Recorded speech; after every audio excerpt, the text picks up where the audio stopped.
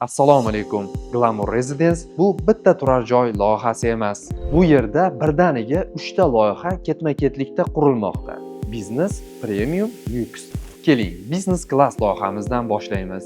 Bu yerda yopiq hovli, yer osti avtoturargohi, shaxsiy hovli va Salar kanali bo'yidagi saylgoh ko'zda tutilgan. Bino fasadi esa tabiiy travertin bilan qoplanadi. Keyingi loyihamiz premium klass. Bu yerda asosiy e'tibor materiallar va xizmat ko'rsatish darajasiga qaratilgan. Fasadda tabiiy marmar va travertindan foydalanilgan. 2 qavatli yer osti avtoturargohi va 24 ga 7 ishlaydigan konsierj xizmati mavjud.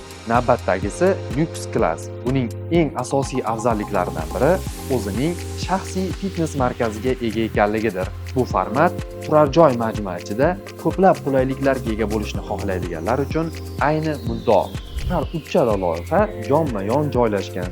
Maketda ularning o'ziga xosligi, xizmatlari, materiallar farqi va muhimi yagona infratuzilmani saqlagan holda qanday qilib yagona me'moriy muhitni hosil qilayotganini yaqqol ko'rish mumkin. Shu bois bu yerda tanlov yaxshi yoki eng yaxshi o'rtasida emas. Bu sizning odatlaringiz, maqsadlaringiz va kunlik qulaylik haqidagi tasavvurlaringizdan kelib chiqqan holda tanlov qilish formatidir.